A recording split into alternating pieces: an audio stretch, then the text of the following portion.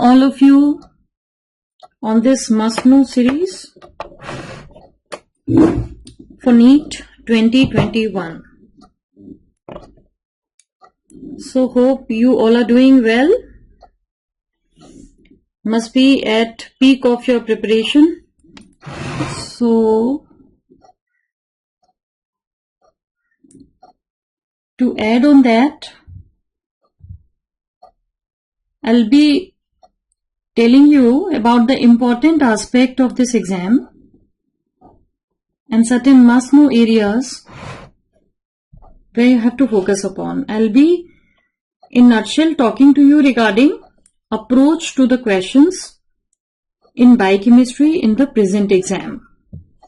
As you know, the pattern of question is entirely changed. On this the pattern of examination is changed, and nowadays they are focusing on, clinical scenarios based questions. See, if you talk about biochemistry, the subject is same, but the pattern of framing question is changed. If you're talking about a clinical concept in biochemistry, you're supposed to know the presentation of that disease, because they will be giving you the case-based scenarios and then they'll ask the biochemistry question out of it, that which pathway is affected, what may be the enzyme deficiency. So certain questions I have got today, and you try to understand how you're going to approach with the questions, because you have studied it all. You have learned the pathway, you know that deficiency of what enzyme is related with what kind of disease, right? So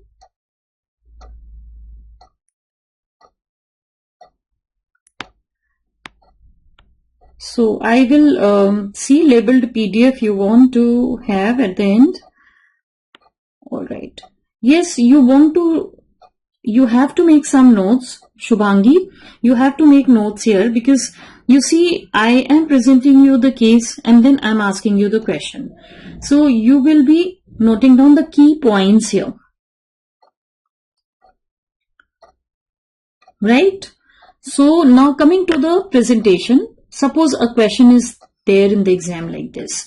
A 2-year-old male child is presenting with history of frequent episode of vomiting, lethargy, restlessness, aversion to protein containing food. So this is a very strong hint towards urea cycle disorder. On examination, the baby was lethargic and mentally retarded. Blood investigation is showing you ammonia in the blood very high. That's 567 micromole per liter. Now normal concentration of the ammonia in the blood is 25 to 100 micromole per liter. This baby is having high ammonia. Urine is having excretion of orotic acid. Orotic acid and creatinine ratio is 5.7 millimole per mole, and normal ratio of orotic acid to creatinine is 1 to 3.5 millimole per mole. So this ratio is high. It means that orotic acid is high. So now this is the presentation, strongly giving you the hint that it's a urea cycle disorder. Oh, chili potato is also here. Wow. That is why such a nice aroma all around. Very good. I totally remember you, chili potato. How can I forget you? Right. So this is a case of urea cycle disorder, and now they are telling that ammonia is raised. And the only hint towards the disease, the particular urea cycle order they have given in this question is, see, orotic acid is high. Now they are asking what may be the enzyme deficiency in this case. Carbamoyl phosphate synthetase 1, carbamoyl phosphate synthetase 2, ornithine transcarbamylase and arginase. So what is the answer? Very good. See, now this is now case based question, but they are asking you hardcore biochemistry in it, and they just want to know that which enzyme deficiency orotic acid is going to be high in the urine in the urea cycle disorder. So yes, perfectly well. So this is ornithine transcarbamylase. So now what do you understand here? That urea cycle disorder completely you need to know. You need to know the various enzymes which are responsible for interconversion of intermediates, Like for example, we start with carbamoyl phosphate synthetase 1, we go to ornithine transcarbamylase, then in the cytosol arginosuccinate synthetase, lyase, arginase, these are the enzymes. So you should exactly, know what is the enzyme and what kind of reaction it is catalyzing. And yes, you people are totally right that if ornithine transcarbamylase defect is there, mutation is there, deficiency is there, that time carbamoyl phosphate will be very high in the mitochondria. And this will come to the cytosol. And this carbamoyl phosphate is the intermediate of pyrimidine, intermediate of urea cycle. One thing that we can see in this picture, this same carbamoyl phosphate is intermediate of pyrimidine de novo biosynthesis. Pyrimidine nucleotide de novo biosynthesis also we find carbamoyl phosphate. So once this carbamoyl phosphate comes to the cytosol, it becomes part and parcel of pyrimidine de novo biosynthesis and orotic acid, the intermediate of pyrimidine nucleotide biosynthesis. So what happens when more of the carbamoyl phosphate enters the pyrimidine de novo biosynthesis? We have more the intermediate, various intermediates will be very high in cytosol. The orotic acid, which is an important intermediate of pyrimidine nucleotide pathway, is also increased. This is very much water soluble, so it comes out in the urine. It's water soluble, it's filtered in the urine, and if they give you that orotic acid is high in the urine, that is strong suggestion that this is OTC deficiency, ornithine transcarbamylase deficiency, right? So you must know all the urea cycle step, and this slide is talking to you about various urea cycle disorder and corresponding names and enzymes which are associated with these disorders. So you can see there each and every step of urea cycle is associated with one or other defect, and that's associated with one particular disorder. Like for example, hyperammonemia type 1, hyperammonemia type 2, right? Then hyperammonemia type 2 is OTC deficiency, and in this what happens, there is diversion of carbamoyl phosphate in the cytosol, as I have just explained you, resulting in orotic acid urea. And this is the classical presentation which is there in that case. In fact, this is the standard presentation of any urea cycle disorder, right? So arginosuccinate synthetase deficiency, you have citrullinemia type 1. Ornithine transporter defect, you have triple H, hyperammonemia, hyperornithemia. All these things you should know, because see, the concept will be same, the enzyme deficiency and respective disorder will be the same. That only will be asked as far as biochemistry question is concerned, but the only twist in the story will be, they will be giving you the clinical scenarios and then they will be asking you the biochemistry questions out of it, right? Any doubt in this? Okay, so this is the table. X-linked recessive OTC deficiency is X-linked recessive, all other are autosomal recessive. You have arginase deficiency resulting in hyperarginemia, N-acetyl glutamate synthetase deficiency, which is very rare. In this what happens? N-acetyl glutamate, this is the positive allosteric modifier of carbamoyl phosphate synthetase, CPS1. So if this NAG synthetase is deficient, what happens? The NAG level is going to be low, and that will not allow CPS1 to act. So the ammonia will be accumulated, frank ammonia will be accumulated. All right. So this is how the urea cycle disorder you should know. And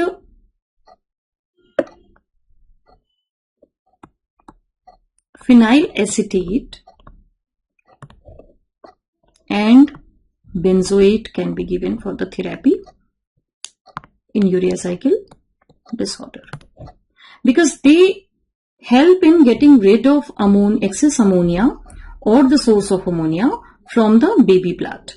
The phenyl acetate combines with glutamine, which is a potential source of ammonia.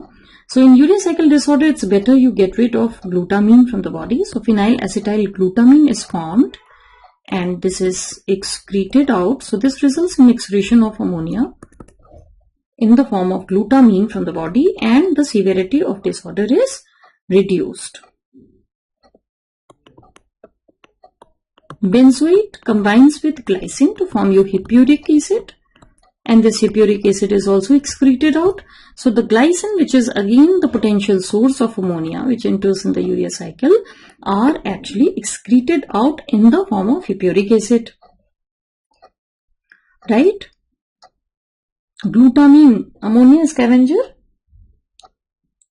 See, both are scavenger, ammonia scavenger. Onam is asking whether glutamine or glutamate. So glutamate is nothing but it's alpha ketoglutarate and ammonia. So the ammonia scavenger is glutamate as well as glutamine. So this question itself is wrong. We have formation of glutamate in this fashion. And glutamate again is the scavenger of ammonia as to form your glutamine. So if you are asking me ammonia scavenger is glutamine or glutamine, so I think as you are asking this question, the glutamate is going to capture the ammonia and convert itself to glutamine. So that is going to be the scavenger.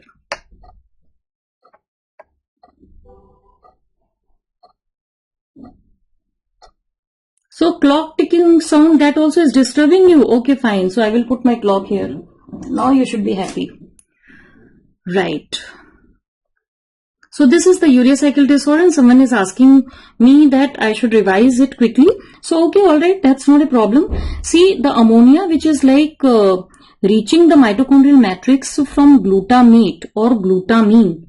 We have glutamate dehydrogenase, we have glutaminase which is extracting the ammonia. That's going to combine with carbon dioxide which is like there in the bicarbonate form, and they are going to produce you carbamoyl phosphate. This combines with ornithine to form you citrulline which comes out in the cytosol, and citrulline with the help of second source of ammonia, that is aspartate, forms your arginosuccinate in presence of synthetase enzyme. ATP is used and terminal 2-phosphate is utilized. Arginosuccinate is acted upon by lyase and fumarate is cleaved out, arginine is formed. Arginine is the final intermediate on which the arginase is acting and urea is released. That is it. This is urea cycle. And ornithine is reformed. Ornithine is reformed. So ornithine is said to be catalytic role, playing catalytic role in the urea cycle because it's needed initially and later also it is like reformed at the end of urea cycle. So this is how the first ammonia comes from either glutamate or glutamine, and the second ammonia comes in the form of aspartate. This fumarate which comes out goes to the TC cycle where it is converted to malate, and then it is converted to oxaloacetate, and oxaloacetate then is transaminated to form you aspartate. For this transamination, the glutamate is the donor of ammonia which is then converted to alpha ketoglutarate. So oxaloacetate, after accepting the ammonia from glutamate, is converted to aspartate. So aspartate we say is the source of second ammonia, but precisely if you see, again the oxaloacetate is accepting the ammonia from glutamate only. So whether it is first ammonia or it is second ammonia, it is actually the glutamate which is providing the ammonia for making of urea. Right? Fatima, the fashion he asked the question that scavengering kaun karega. So it is glutamate. Glutamine is already having ammonia. It is no more going to accept the ammonia. Right? If they ask you the detoxification of ammonia in brain occurs by, right? In which form it is like detoxified. So there the answer will be glutamine. Now coming to case number 2. Case number 2. You read the case. Child is presented to the hospital with generalized fits. Baby was born full term by normal vaginal delivery without forceps application. So on examination, baby had delayed milestone, was lethargic. Hair was grey colored. One hint is hair was grey colored. Skin was light colored. So there is some problem in the melanin formation. Mother gave the history of mousy odor. So what may be the disease? Anyone guess? What is the disease? Mousy odor. It's a very, very strong hint. Mousy odor urine. It's phenylketonuria case. Phenylketonuria, mental retardation, early presentation, generalized fits. Right, delayed milestone. Why hair is grey in color? Why skin is light in color? Because there is no melanin. Why there is no melanin? Because there is no tyrosine. Phenylketonuria, the phenylalanine is not converted to tyrosine, and because of lack of tyrosine there is no melanin, and this kind of presentation is there. Now let's see the question. The chemical which is responsible for giving mousy odor in the urine. Now you have to select the correct option here. So what is the answer here? Tell me. क्या reason होता है mousy odor का? Phenyl acetate. Yes. So phenyl acetate is the reason for mousy odor. Whenever we say phenyl ketones, please understand, we have three substances which are excreted in the urine. One is the phenyl lactate, phenyl acetate, and phenyl pyruvate as well. Phenyl pyruvate. So they collectively are excreted in the urine, and the odor is because of only this component, this you remember. So again you see, the question is simple. They are asking you the basic biochemistry question which has been asked to you number of times, in the previous exam, but what they have done, they have presented the case. They are not telling that in phenylketonuria, what is the substance which is coming out in the urine which gives mousy odor. Rather, they are presenting the case of phenylketonuria. They have not mentioned the phenylketonuria anywhere in the case. They have given you the hint that hair is grey colored, skin is light colored, urine is mousy odor, and then they are asking you this. So nothing to get frightened, now, because the pattern is changed and all. Your concepts will be certainly useful in the exams. Don't worry about it. Now coming to, okay, this is the slide which is talking to you about ferric chloride test. So ferric chloride test is a screening test which is done in finding out presence of phenylketonuria, but it's only a screening test because this is also positive in alkaptonuria, phenylketonuria, and also in maple syrup urine disease. So wherever abnormal metabolite of amino acids are coming out in the urine, if you're taking the urine and adding the few drops of 10% ferric chloride, it will certainly change its color. This is the normal, this is the urine of a phenylketonuric baby without any processing, which is used as a control. And this is the urine, same urine where the ferric chloride drops have been added. 10% ferric chloride, 3 or 4 drops has been added. So what color you can see in the picture? It's a very beautiful leafy green color, right? So it's a leafy green color which is said to be a perfectly positive test for ferric chloride test, but it's only a screening test because other diseases also we tend to have the color change of ferric chloride.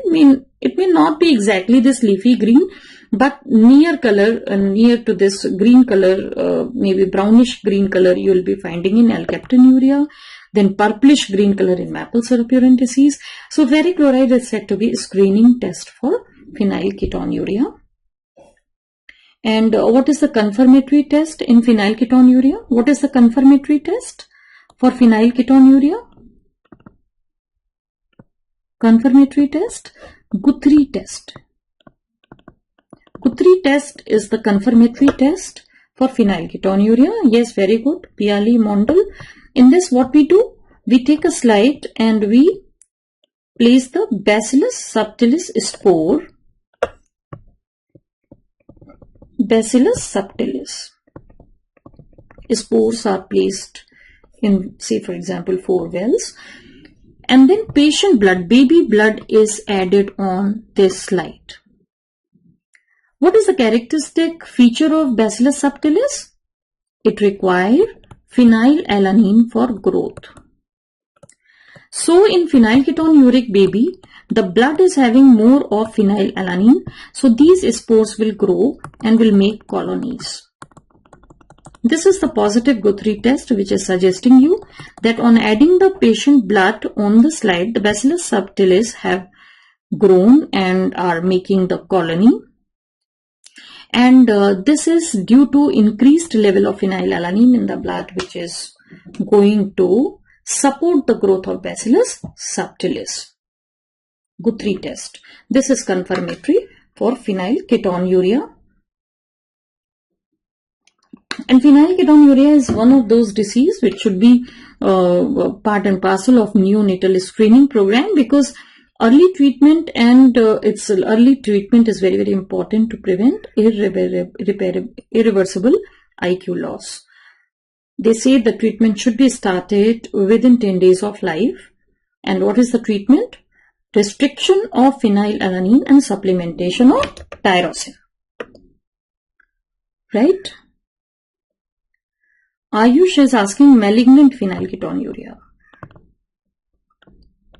Malignant phenylketonuria is the condition where THB synthesis is not taking place.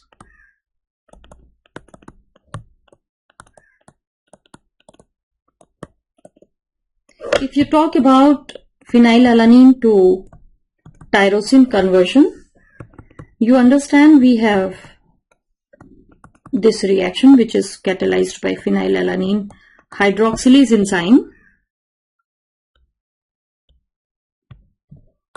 and this hydroxylase enzyme needs reducing equivalent from tetrahydrobiopterin THB, which is converted to DHB.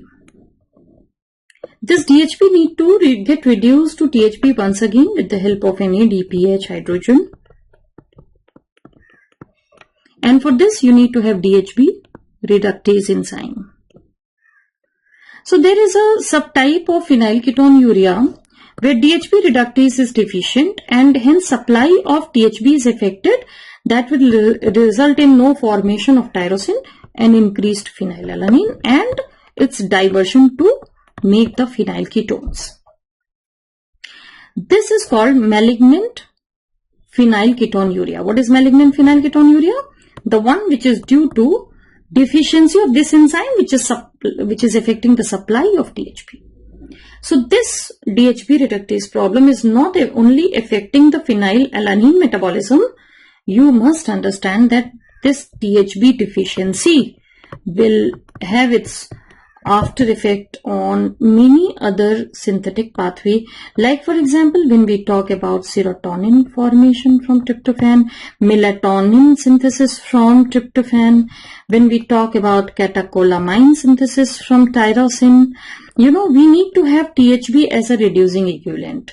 So in malignant phenylketonuria, when this is not there, then the synthesis of this serotonin neurotransmitter, melatonin hormone, catecholamines all are affected.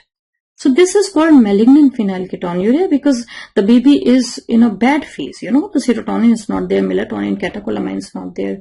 So, and this malignant phenylketonuria is very difficult to treat because mere supplementation of tyrosine and restriction of phenylalanine is not going to help much to this baby. तो वो serotonin कैसे बनाएगा? It cannot, because THB की problem है and the THB cannot be given from outside, right? So it need to be synthesized in the body, and that is why it is called malignant phenylketonuria, and thankfully it is a rare one. The classical phenylketonuria, which is due to deficiency of phenylalanine hydroxylase, is the more common form of the phenylketonuria. I hope you have understood.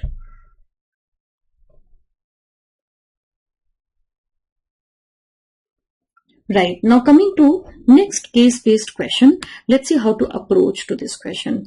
12-year-old child is presenting with one episode of fits and repeated episodes of red scaly skin. You pay attention to the clinical presentation. Fits, thing wrong with the brain. Red scaly skin, maybe dermatitis. Rashes for past 2 years. Born to full-term normal milestone to non-consanguineous parents. And she is also having the history of psychotic behavior, dementia, and difficulty in walking. Okay, so coordination is difficult for past 6 months. Urinary investigation by chromatography revealed multiple neutral amino acids and presence of indican in the urine. They have given so many hints. No one can miss out. This is Hartnupp's disease. but not necessarily they will be giving you so many hints, so be careful. So, but this is very clear that it's a case of Hartnupp's disease where neutral amino acid transporter is affected in GIT as well as in kidney tubules, and that is why the urine is showing you a lot of neutral amino acids. Tryptophan is one of the neutral amino acid which is so much talked to be deficient in this disease. तो इसका ये मतलब नहीं होता only tryptophan absorption is affected. Please understand this, that why tryptophan is so much highlighted. We have so many neutral amino acid, but whenever you ask a medical student Hartnupp's disease, immediately you will say tryptophan deficiency. So why tryptophan deficiency is so much highlighted? Because all the clinical presentation which is there in the Hartnupp's disease is actually mostly because of tryptophan deficiency. Tryptophan is one of the neutral amino acid, but please understand, along with that, so many other neutral amino acids are not absorbed in Hartnupp's disease. The protein synthesis is badly affected in Hartnupp's disease child. The tryptophan, which is like there in the GIT lumen, which is not getting absorbed, then becomes a substrate of GIT bacteria, which are going to convert it to indole compounds, right? So ये जो आपको लिखा है indican in the urine, so that's because of tryptophan degradation in the intestinal lumen, which is converted to indole compounds. Tryptophan में होता है ना side chain में indole.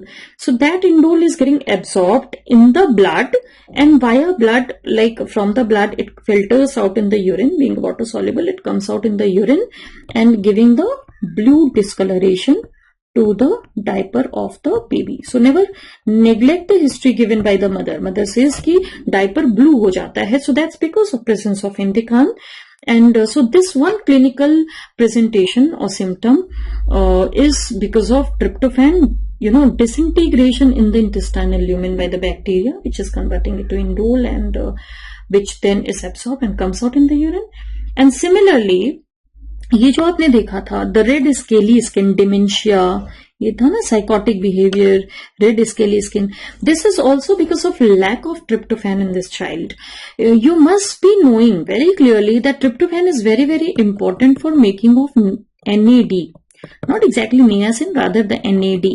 NAD is the active form of niacin, and we all know that niacin deficiency is resulting in pellagra.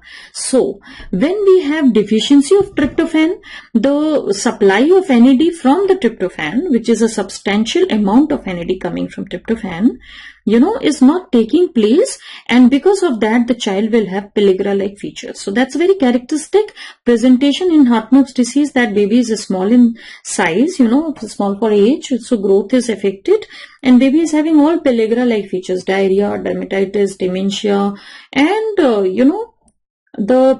indole compounds in the urine, which gives a black discoloration. So never say it is only tryptophan absorption which is affected. We have so many neutral amino acids. See, like we have three categories of amino acids.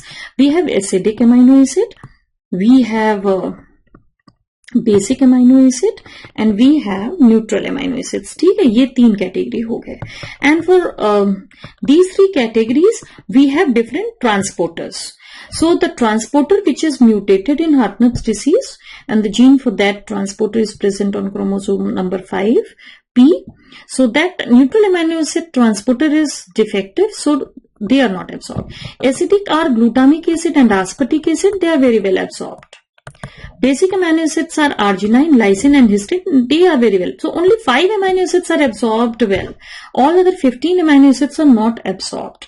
But why we so much talk about the tryptophan? Because the clinical presentation is associated with deficiency of this tryptophan alone. Most of the time tryptophan alone. So this is the kind of presentation in tryptophan deficiency because of Hartnupp's disease. Now coming to the next question. Yes, Obermeyer test someone is telling? Yes, Fatima is telling. Very good. So indole compounds can be assessed in the urine by doing a test called Obermeyer test. I must have taught you sometime. Obermeyer test. So maybe in the next time when you sit in exam, they do not talk about Indican. They just say that in urine, Obermeyer test was positive. Now you are supposed to know that Obermeyer test is done for Indican, and Indican is because of tryptophan, unabsorbed tryptophan in the GIT lumen. So that is how you have to connect the links together. Right? Now coming to next presentation. If you see, a 17-year-old male is admitted to the medicine department with bizarre behavior, episodes of crying and screaming. Maybe looks like a psychiatric patient, you know. Tremors in the hand, incoordinated limb movements, dysarthria and dysphagia.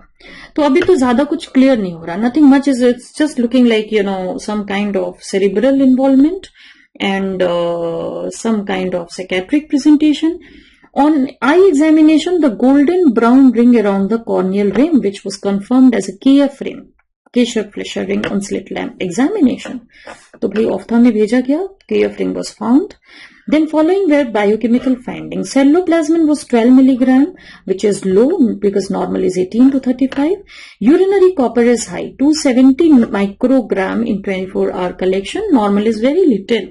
The copper is a very precious mineral, no? So it should not be excreted out. So normally only 20 to 50 microgram is excreted, but in this person 270 microgram of copper is excreted. So ceruloplasmin is low, copper is high. Copper content in the liver biopsy is also given. It's very high, 300 microgram per gram. Normally it is 20 to 50 microgram per gram. So what may be the disease? What may be the disease? So now the picture is very clear that KF ring also they have given urinary copper high, means blood copper is high, serum ceruloplasmin is low, copper content in the liver is high. This is a case of Wilson's disease. This is a case of Wilson's disease. If you want to visualize the KF ring, it will look like this. Many of you must have seen this during your posting in the medicine or ophthalmology department. Can you see the brown color ring deposition around the corneal rim? This is called KF ring, Kesher-Fleischer ring, and this is due to deposition of copper in descent membrane of cornea. Golden brown they say, right? Ring is this very, very characteristic finding of Wilson's disease. Wilson's disease, there is mutation of, question kya tha? Question is which of the following may be defective? Right, so they have given the Wilson's disease. They want you to identify the Wilson's disease. Now they're asking you the biochemistry behind it. What is the defect? So copper binding ATPase7B, which is found in the liver for transport of copper to the biliary canaliculi. Transport of copper to the biliary canaliculi demands presence of one transporter, that's copper binding ATPase7B. The question is why liver will send the copper to biliary channel? Because the excess copper need to be excreted from the body, and liver adopts this mode that it sends the excess copper to the biliary channel and it gets excreted into the intestinal lumen by biliary tract. Now this protein is mutated, so liver is going on accumulating the copper. And the excess copper is getting deposited in liver, that will result in liver failure, cirrhosis. And suppose if there is a lot of copper in the liver cell hepatocyte, it tend to efflux into the blood, and that is why the blood is having more of the copper, and that copper comes out in the urine and also gets deposited in brain, gets deposited in heart, gets deposited in eye, gets deposited in kidney, resulting in function of all these organs. So this is the Wilson's disease, and you must know it is going to be ATPase7B mutation. 7A mat keh dena. 7A is a different protein which is like, you know, there in the, है ना, ये थोड़ा सा be careful. 7A and 7B. 7B is found in liver, which I have told you is meant for excretion of excess copper to the biliary channel. And 7A क्या है? 7A is found in GIT mucosa, towards the non-luminal side or basolateral side. This is GIT mucosa, this is lumen, and we are eating copper which is absorbed, and this is blood vessel. So this copper need to come to the blood vessel. For that, towards this membrane, on this membrane basolateral aspect, you have transporter of copper which brings the copper to the blood. This is 7A. Copper binding ATP is 7A. This is mutated in a different disease which is called Minky Kinky Steely Hair Syndrome. Very good. So many of you are answering. I am very happy. So this mutation is Minky Kinky Steely Hair Syndrome. Right? इसमें क्या होता है कि copper is not coming to the blood, though it is absorbed in the GIT mucosa. You have excessive copper there, but copper is not coming to the blood. So all copper containing enzymes are not going to function properly. All copper containing enzymes are not going to function properly. The one important enzyme which desperately wants copper is the tyrosinase, which produces melanin, and that is why steely hair, because the gray hair, because of no melanin formation. And copper is also important for collagen formation and the aldol condensation and all. So what happens in Minky Kinky Steely hair? The presentation will be child will have sparse hair, and it will be having gray hair, thin hair, and microscopic examination will show the kink in the hair and uneven dimension of the hair all around. So that all is very characteristic finding in this disease. But in addition, in Minky Kinky Steely hair syndrome, skeletal involvement is very, very much there, and the baby will have skeletal deformity and laxity of the skin. So that kind of presentation will be there in Minky Kinky. So this is 7A, and in the liver it is 7B, right? So now if you see one more case I have, again the case presentation is 6-year-old child of a painter was brought to the pediatric OPD with repeated attack of pain, irritability, constipation. Child was anemic, irritable, lacked attention, focus की कमी थी उस बच्चे में, haemoglobin कम था, anaemic है, blood lactate was high 45 milligram per decilitre, peripheral smear microcytic hypochromic with basophilic stippling. This is a very characteristic finding, basophilic stippling. It's a very characteristic finding of lead poisoning. Child of a painter, high exposure to the lead. Abdominal pain, neurological porphyria, plumboporphyria. It's called plumboporphyria. Plumboporphyria.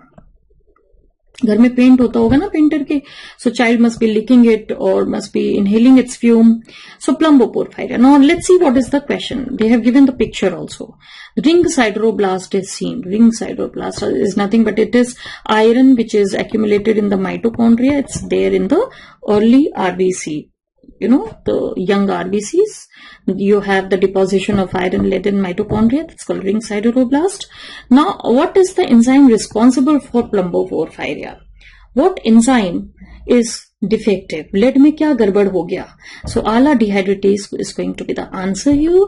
ALA dehydratase enzyme is inhibited by lead. And that results in plumboporphyria, because when you talk about heme synthesis, ALA dehydratase enzyme converts ALA to PPG. And this ALA dehydratase enzyme demands zinc for its activity. And lead is dushman of zinc. It doesn't allow zinc to get incorporated here. It competes with it. So this enzyme says, मैं काम कैसे करूँ? It will not act. So ALA will be increased, and this ALA will result in plumboporphyria. That's a neurological porphyria. So plumboporphyria is the only porphyria which is acquired. You don't have inheritance. It is rather acquired porphyria. All other porphyrias are inherited porphyrias, right? And the enzyme which is affected directly by lead poisoning is the ALA dehydratase, resulting in ALA accumulation. And due to lack of heme formation in the lead poisoning, what happens? The ALA synthase activity goes up. And that also starts producing a lot of ALA. So see, there is a dual problem. ALA synthase activity is up and ALA is produced more. And ALA dehydratase is not acting. So ALA is not getting utilized. So there is more and more ALA that will go to the brain and will result in neurological cells. It will go and it will impair the biological oxidation there. है ना, वो oxidative phosphorylation को गड़बड़ करता है ये आला if it is excessive in neurological cells. That is the reason of presentation, neurological presentation in plumboporphyria, right. So this was the discussion, and I just wanted you to revise the subject in the fashion that you understand the clinical presentation, because now they will give you the clinical case scenarios. They'll ask you to identify the disorder. They will not give you any hint towards the disorder.